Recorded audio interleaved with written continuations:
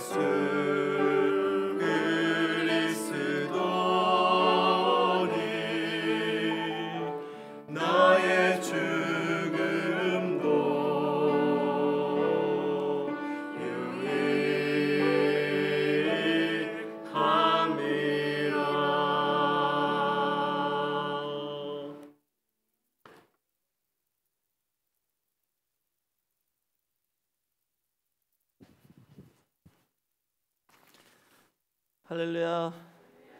네, 감사합니다. 우리 가브리엘 중창단의 아름다운 찬양 감사드립니다. 이렇게 매주 찬양을 인도해 주셔서 진심으로 감사드립니다. 그리고 또 이렇게 추운 밤에도 성전을 찾아서 하나님 아버지 앞에 예배드리기 위해서 참석하신 모든 성도님들도 오늘 하나님께서 크신 은혜와 축복으로 베풀어 주실 줄 믿습니다. 이제 다음 주 수요일이요, 제수요일이죠. 대수요일은 사순절의 시작입니다. 그래서 다음 주 수요일부터 이제 사순절이 시작되죠. 그래서 사순절은 부활절부터 정확하게 40일 전, 그러니까 주일 빼고 40일 전부터 시작하는 거예요. 그래서 그 40일 동안 예수님의 고난의 발자취를 기억하면서 따라가기 위하여 모든 것을 절제하고 또 경건하게 지키는 그런 기간입니다. 그래서 다음 주 수요일부터 사순절이 시작된다는 것을 기억하시고 또 기도하시는 가운데 준비하시는 우리 모든 성도님들 되시기를 부탁드리겠습니다. 저는 오늘 여호수아 21장 43절에서 45절 말씀을 통하여 언약의 신실하신 하나님,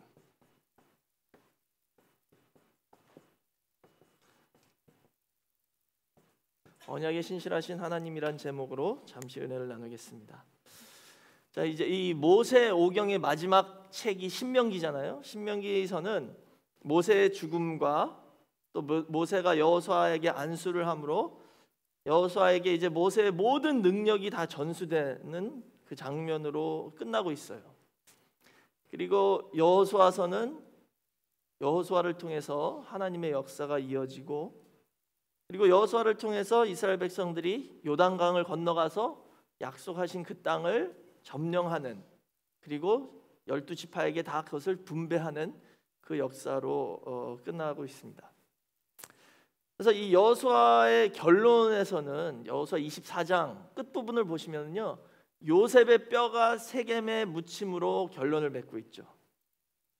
이 뜻은 뭐냐면 하나님의 모든 언약하신 그 약속들이 다 성취되었다는 것을 상징적으로 보여주는 거예요. 그래서 여호수아서의 핵심 내용을 요약하자면 하나님의 모든 언약이 다 빠짐없이 성취되었다, 이것입니다. 그래서 오늘 본문 말씀에도 나와 있죠. 45절에 말씀하신 선한 일이 하나도 남음이 없이 다 응하였더라라고 기록하고 있어요. 그래서 오늘 제목이 바로 언약에 신실하신 하나님입니다. 이 하나님의 언약은 능력이 있어요. 그렇기 때문에 사람의 말이나 사람의 약속하고는 다릅니다. 하나님의 언약은 한 번 말씀하시면 반드시 성취되고 반드시 이루어진다는 것이죠. 그래서 오늘은 이 하나님의 언약과 또 하나님의 그 말씀, 이 말씀이 언약이죠. 언약이라는 것은 말씀 언자의 약속 약자잖아요. 그러니까 하나님의 말씀이 바로 언약입니다. 그 말씀 안에 어떤 능력이 있는지, 이 모든 것을 이렇게 이룰 수 있는 능력이 있는지 그것을 살펴보도록 하겠습니다. 그래서 첫 번째로는요, 이 하나님의 언약은 가나안으로 인도하는 능력이 있습니다.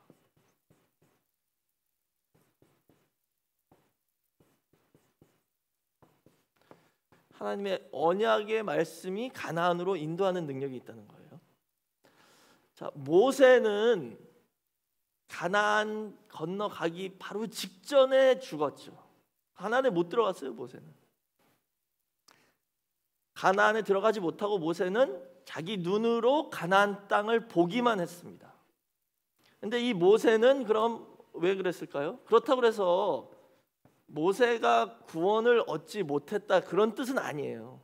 모세 구원 얻었죠. 이제 나중에 신약에 가면은 뭐 변화산에 엘리야와 모세가 예수님과 함께 나타나죠. 또 유다서에 가면은 미가엘 천사장이 모세의 시신을 놓고 사단과 싸우는 장면도 나오고, 모세는 구원을 얻긴 얻었는데요, 모세의 생애를 통해서 뭔가 저희에게 구속사적 교훈을 주시는 거예요. 왜냐하면 모세는 율법을 대표하는 사람입니다. 모세는 율법의 대표예요.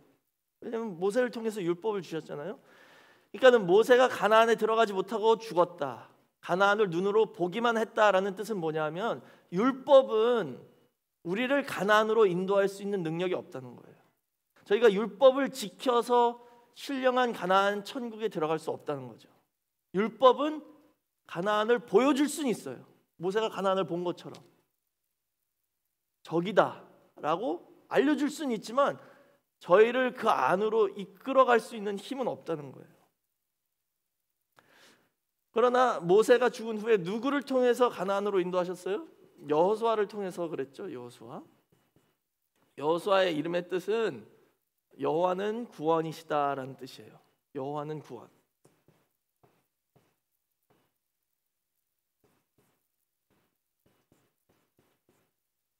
그래서 여호수아를 헬라어로 하면 뭐죠? 헬라어로 여호수아가 바로 예수예요. 여호수아를 헬라어로 번역하면 예수가 됩니다. 그렇기 때문에 예수님의 이름은 마태복음 1장 21절 보시면 자기 백성을 저희 죄에서 구원할 자라는 뜻이죠. 그러니까 여호수아나 예수나 같은 의미입니다. 율법은 가나안 땅 바로 앞으로까지 인도할 수 있지만 가나안으로 이끌어 우리를 인도해 줄 수 있는 힘은 없다는 것이죠. 오직 예수 그리스도만 우리를 가나안 안으로 인도해 주셨는 거예요. 그래서 갈라디아 3장 24절 말씀 보시면 율법은 뭐래요? 율법은 몽학 선생이다라고 나와 있죠. 우리를 예수 그리스도 앞으로 인도하는 몽학 선생. 예수님 앞에까지는 인도하지만 거기서 끝난다는 거예요. 예수님이 저분이다라고 증거만 하는 겁니다. 또 로마서 3장 20절 말씀 보시면 율법으로 의롭다 칭함을 받을 사람이 하나도 없다 그랬죠. 그러면서 율법의 목적을 뭐라고 그래요? 율법은 죄를 깨닫게 해주는 것이다 그랬어요. 율법은 죄를 깨닫게 해주는 것. 근데 그 죄를 사해 줄 수는 없어요. 그냥 이게 죄다라는 것만 알려주는 것이죠. 그러나 여호수아를 통해서 하나님께서는 요단강을 건너 가나안 땅을 들어가고 가나안 땅을 점령하고 그 기업으로 받을 수 있게 해주셨어요. 이것은 앞으로 예수님이 우리의 죄를 다 사해 주시고 우리를 구원으로 인도해 주시고 천국 백성으로 만들어 주신다는 것까지 다 예표로 보여주시는 것이죠. 그래서 모세는 가나안 들어가지 못하고 그 직전에 죽었습니다. 그런데 요셉이란 사람은요, 죽었지만 가나안에 들어갔어요. 그렇죠? 요셉은 죽었지만 가나안에 들어갔습니다. 요셉. 왜냐하면은 요셉은 하나님의 언약을 믿었기 때문에, 언약을 반드시 믿고 그 언약을 믿는 믿음으로 후손들에게 그랬죠. 나는 지금 죽어도 내 뼈를 가지고 이곳에서 나가서 가나안에다가 묻어라라고 그 후손들에게 신신당부를 부탁했습니다. 그래서 모세가 출애굽기 13장 19절 보시면요, 모세가 요셉의 뼈를 메고 애굽에서 나왔어요. 그러나 가나안까지 메고 가진 못했죠. 모세는 가나안 앞까지만 요셉의 뼈를 가져갔지, 거기서는 여호수아가 요셉의 뼈를 가지고 가나안에 들어가서 결국은 세겜 땅에 묻었다는 것입니다. 그게 여호수아 24장 32절에 나와 있잖아요. 그래서 율법은 우리를 가나안으로 인도하지 못하지만 하나님의 언약, 그 약속은 죽음까지 능하고 이겨서 우리를 가나안으로 인도해 주신다는 거예요. 언약은 죽음을 이길 수 있는 능력이 있다는 것입니다. 요셉은 그 언약을 믿는 믿음이 있었기 때문에 죽음을 이기고 가나안에 들어갔고, 그 믿음으로 이스라엘 백성들까지 가나안으로 인도한 사람이 바로 요셉이라는 것이죠. 두 번째로, 이 언약은 저주를 이기는 힘이 있습니다. 저주를 이기는 능력이 있다.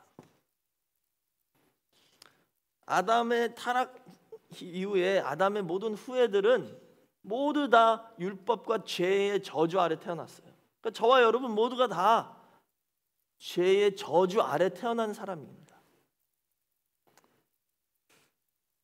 그래서 이 여호수아서에서 그런 저주 아래 태어난 사람을 대표하는 인물이 누구냐 하면 라합이라는 기생이에요. 라합 다 아시죠? 여리고에 살고 있었던 기생 라합. 이 라합은 저주받은 자의 대표적 인물입니다. 이 라합은 몇 가지 저주 아래 태어났냐면요, 엄청 많은 저주를 받은 사람이에요.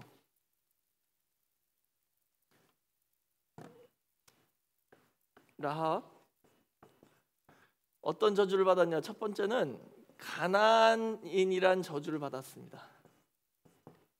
창세기 9장 25절 보시면 노아가 아들 함을 저주하는 장면이 나오잖아요. 함이 범죄를 했잖아요, 아버지한테. 그래서 노아가 함을 저주할 때 함을 직접 저주하지 않고 누구를 저주했어요? 거기 보시면 가나안을 저주했다 나와 있죠. 가나안이 종의 종이 되기를 원한다라고 저주를 하셨습니다. 그러니까 가나안 땅과 가나안 족속은 저주를 받은 사람들이에요. 그러니까 라합은 근데 가나안 사람이었습니다.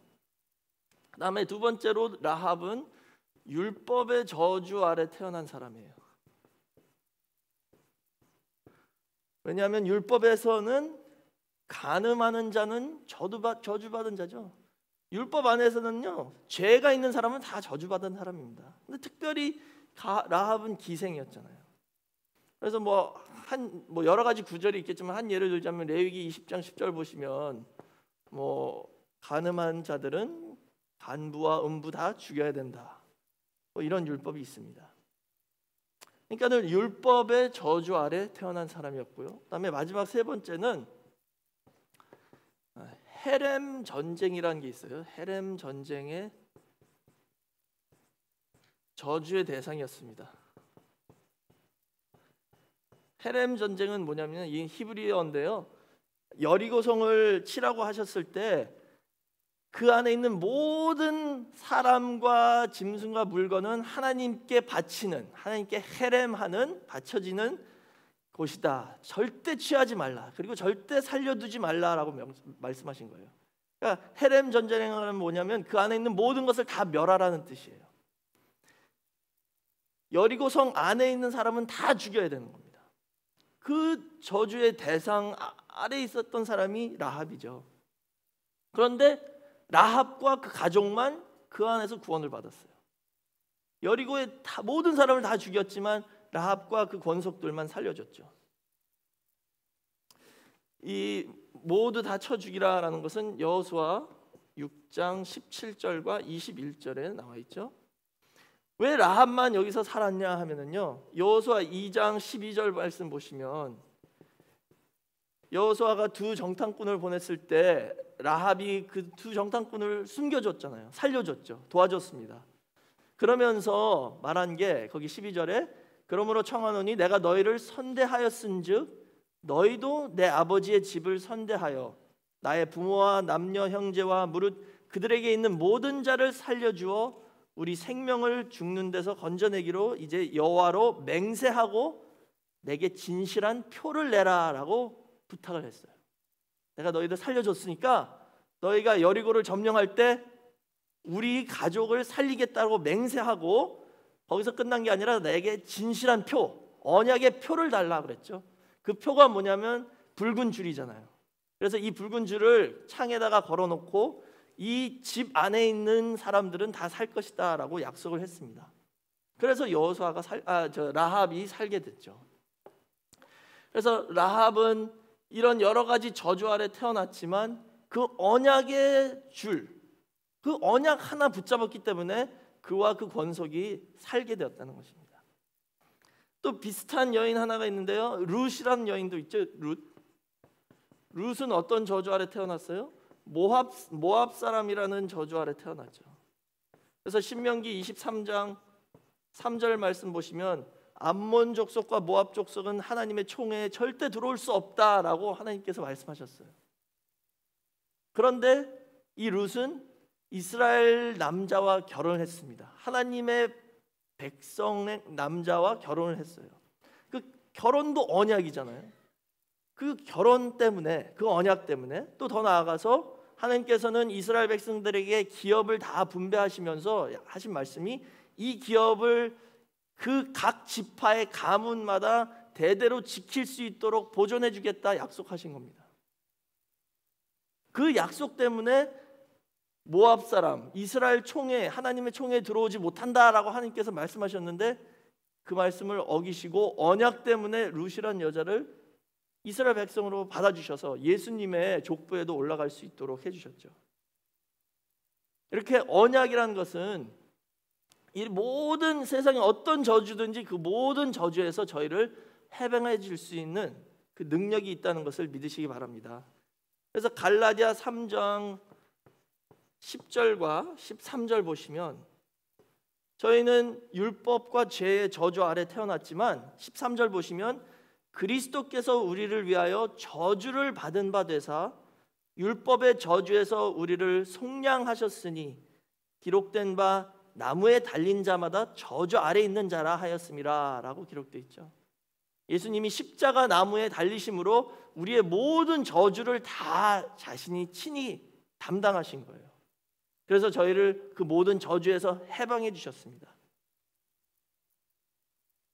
이렇게 언약이 저희를 저주에서 해방해 줄 수 있는 힘이 있다는 것이죠. 세 번째로 언약은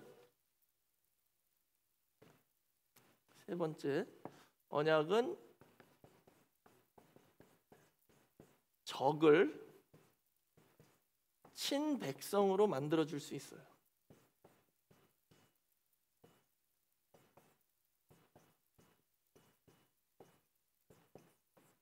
언약은 적을요, 원수를 친백성으로 만들어 줄 수 있는 능력이 있습니다.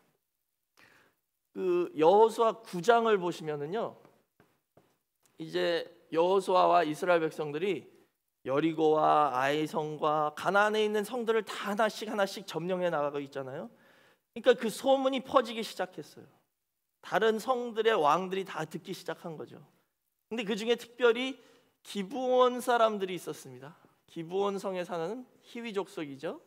기브온 사람들이 그 내용을 듣고 이 이스라엘 백성들하고 싸우면 안 되겠다 생각해서 어떻게 했냐면은 속임수를 써요.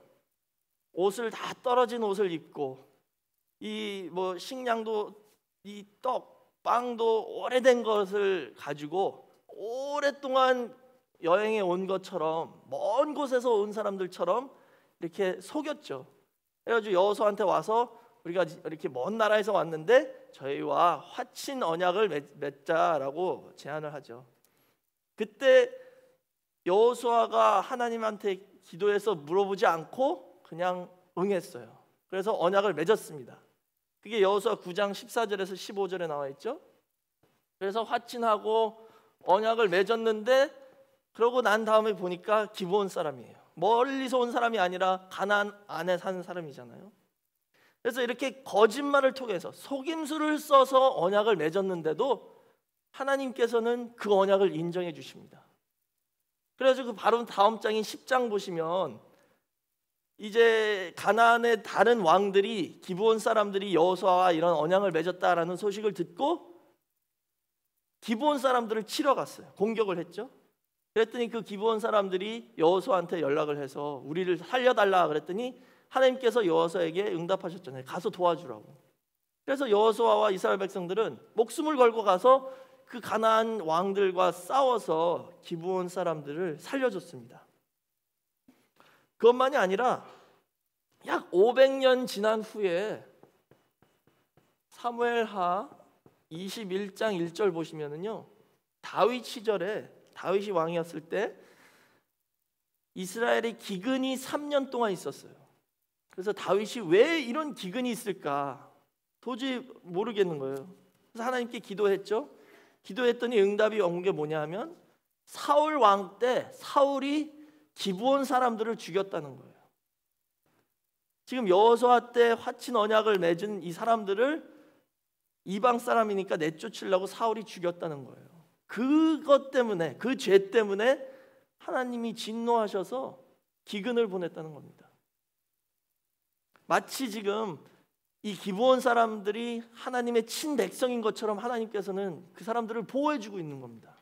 왜? 그 속여가지고 맺은 언약 하나 때문에. 하나님은 언약을 그만큼 중요시 여기신다는 거예요. 그래서 이 언약은 원수 되었던 사람도 하나님의 친백성을 만들 수 있습니다. 우리가 이 언약만 받을 수 있다면 하나님의 권속이 되고 친백성이 된다는 것을 성경에서 이렇게 보여주고 있죠. 특히 에베소서 2장 15절에서 19절 보시면 바로 예수님이 십자가를 통해서 그런 역사를 이루셨다는 거예요. 우리는 원수 되었었죠. 이방인이었습니다. 하나님의 백성이 아니었어요. 그러나 십자가로 하나님의 백성과 이방을 하나로 묶어주시고 한 사람 만들어주시고 화평하게 하시고, 그래서 19절에서 이렇게 말씀하셨죠. 그러므로 이제부터 너희가 외인도 아니고 손도 아니요 오직 성도들과 동일한 시민이요 하나님의 권속이라 라고 말씀하셨어요. 예수 그리스도의 십자가 보혈의 피와 그 새 언약의 말씀이 우리를 하나님의 권속으로 만들어 주셨다는 것이죠. 언약은 그래서 원수를 하나님의 친백성으로 만들 수 있는 능력이 있다는 것입니다. 그럼 이제 이 여호수아서의 구속 경륜을 한번 살펴보겠습니다.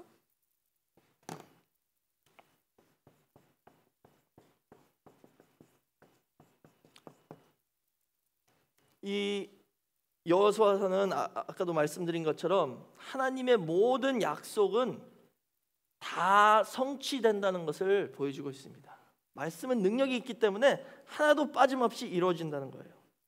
저희가 잘 아는 이사야 55장 11절 말씀 보시면 내 입에서 나가는 말도 헛되이 내게로 돌아오지 아니하고 나의 뜻을 이루며 나의 명하여 보낸 일에 형통하리라 라고 말씀하셨죠.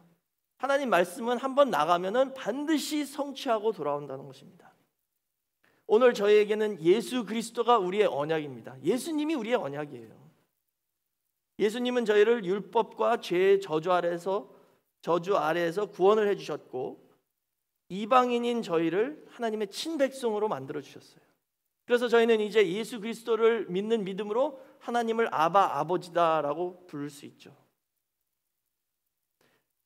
지금까지 성경에 있는 모든 기록된 언약은요, 다 이루어졌습니다. 하나도 빠짐없이 성취됐다는 거예요.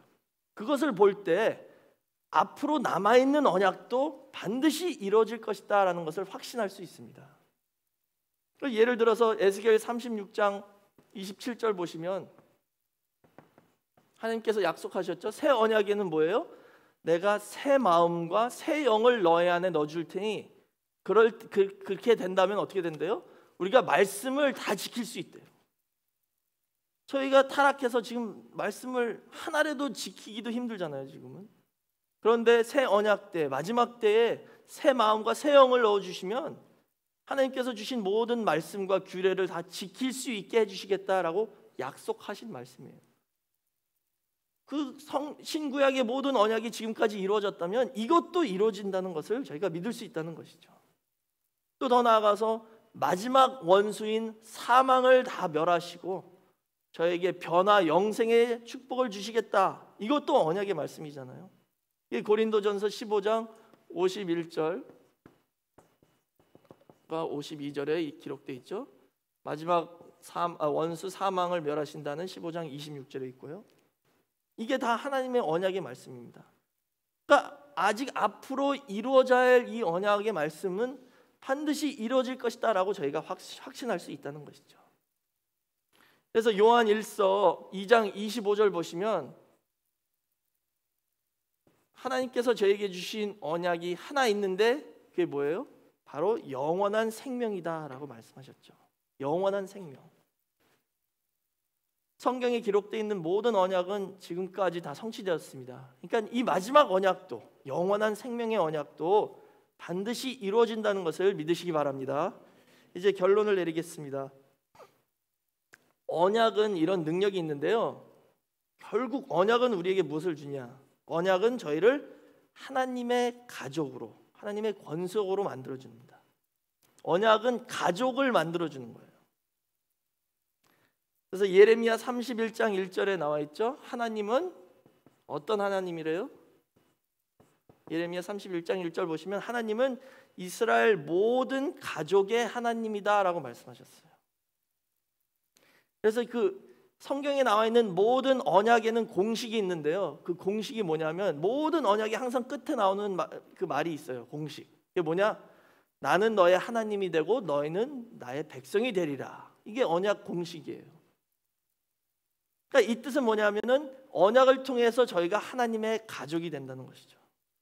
그럼 하나님의 가족이 되는 단계가 있습니다. 그럼 첫 번째는 어떻게 돼요? 첫 번째는 하나님의 자녀가 되기 때문에 하나님이 우리의 아버지가 되십니다. 그래서 예수를 믿으면 우리가 하나님을 아바, 아버지다라고 부를 수 있다는 거예요. 아버지는 어떤 분이세요? 아버지는 말씀으로 우리를 새롭게 낳아주신 분이에요. 말씀으로 우리를 낳아주신 하나님이 아버지예요. 그게 가족이 되는 첫 단계입니다.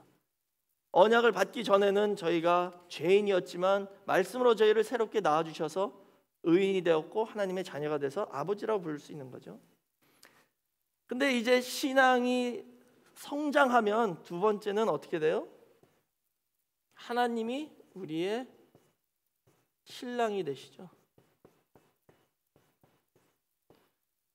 이사야 54장 5절 말씀 보시면 너희를 지으신 하나님이 내 남편이시다라고 말씀하셨어요. 그러니까 아버지는 어른이시고 우리는 아이잖아요. 근데 장성하면은 신랑 신부 동격이 되는 거예요. 우리가 그런 장성한 신앙의 자리까지 올라가야 된다는 것이죠. 그게 성경의 결론입니다. 계시록 19장과 21장 보시면 어린 양 예수 그리스도의 혼인 잔치가 예비되었고 예수님의 신부가 예비되었다라고 나와 있죠. 그 예수님의 신부가 누구예요? 새 예루살렘입니다. 그리고 그게 바로 에스겔 성전이에요. 이게 에스겔 성전의 결론입니다.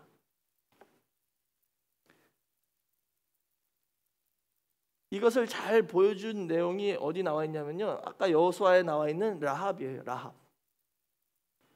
그 여리고성, 타락한 성 여리고성에 살고 있었던 기생이었죠.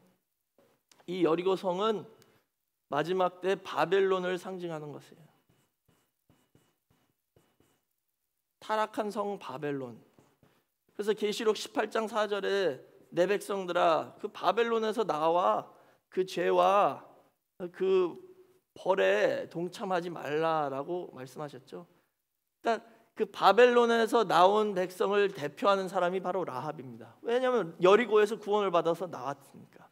근데 그 라합이 누구랑 결혼을 해요? 살몬과 결혼했죠. 마태복음 1장 5절에 예수님 족보에 기록돼 있잖아요. 살몬이 라합을 통해서 보아스를 낳고 그랬죠. 이 살몬의 이름의 뜻은 외투, 망토, 겉옷. 그래서 구속사 시리즈 제3권을 보시면 살몬은 옷으로 덮어주듯 라합의 과거를 다 덮어주고 라합과 결혼했다는 거예요. 과거 기생이었지만 그것을 다 덮어주고 라합하고 결혼했어요. 이것은 뭐냐면 예수님이 우리의 과거의 모든 죄를 다 덮어주시고 용서해 주시고 잊어버려 주시고 없었던 걸로 다 해주시고 우리를 당신의 신부로 취하셔서 우리와 함께 영원히 거하시겠다라는 그 축복의 언약의 말씀이 여기 담겨 있다는 것이죠. 베드로전서 4장 8절 보시면 사랑은 허다한 죄를 덮는다라고 말씀하셨습니다. 저희가 이 구속사의 말씀, 이 언약의 말씀을 받았기 때문에 저희가 라합같이 그런 축복을 받은 성도라는 것을 믿으시기 바랍니다. 예수님이 이 말씀으로 저희의 죄를 다 덮어주시고 저희를 이제 신부로 삼아주신다는 거예요. 그렇게 신부가 되는, 어린 양의 신부가 되는 축복을 받은 성도로서 이제 저희는 어떻게 살아야 하냐면 저희도 다른 사람들의 허물을 덮어줄 수 있는 그런 넓은 마음을 가진 성도가 되어야 된다는 것이죠. 살몬이 라합의 과거의 죄를 덮어주신 것처럼 예수님이 우리의 모든 죄를 덮어주신 것처럼 저희도 이제 서로의 허물을 다 덮어주고 서로를 용서할 수 있는 그런 그리스도의 신부가 다 되시길 주의 이름으로 축원하겠습니다. 그래서 언약이 우리를 이제 하나님의 권속 그리고 하나님의 자녀, 더 나아가 하나님의 이제 신부, 어린 양의 신부로 만들어 주셨습니다. 이 언약의 말씀을 끝까지 붙잡으실 때 이 언약의 말씀이 저희와 저희 권속들을 다 보호해 주시고 우리를 다 신령한 가나안인 하늘나라까지 인도해 주시는 축복을 받는 저와 여러분 모두가 되시길 주의 이름으로 축원하겠습니다. 기도하겠습니다. 사랑이 많으신 아버지 감사합니다. 저희의 발걸음을 인도하여 주셔서 수요 예배로 나올 수 있게 허락해 주시고 하나님 아버지 앞에 신령과 진정으로 예배드릴 수 있도록 인도해 주심을 진심으로 감사드립니다. 오늘 주신 말씀을 통하여 언약이 얼마나 중요한지 또 언약 안에 있는 그 능력이 얼마나 큰지 다시 한번 깨달을 수 있게 허락해 주심을 진심으로 감사드립니다. 이제는 하나님의 주신 그 말씀, 그 언약의 말씀을 끝까지 붙잡는 백성이 되어서 하나님의 권속이 되고 늘 보호받는 가정 다 될 수 있도록 인도하여 주시옵소서. 이 언약의 말씀을 붙잡음으로 저희를 신령한 가나안 땅으로 인도해 주시는 역사 있게 허락하여 주시고 저희를 눈동자처럼 지켜주셔서 어린 양 예수 그리스도의 신부가 되는 그 순간까지 믿음을 지킬 수 있도록 늘 함께하여 주시옵소서. 저에게 주신 모든 축복과 또 은혜에 감사하는 마음으로 이 시간 하나님 아버지 앞에 헌금을 바칩니다. 바치는 손손길 다 기억하여 주시고 하늘 문을 여사 천천만만배로 갚아주신 역사 있게 허락하여 주시옵소서. 이 헌금을 드릴 때에 저희의 마음을 함께 바칠 수 있게 허락하여 주시고 하나님께서 기뻐 흠양하시는 헌금이 될 수 있도록 인도하여 주시옵소서. 이 모든 것을 감사드리며 예수님의 이름으로 기도드려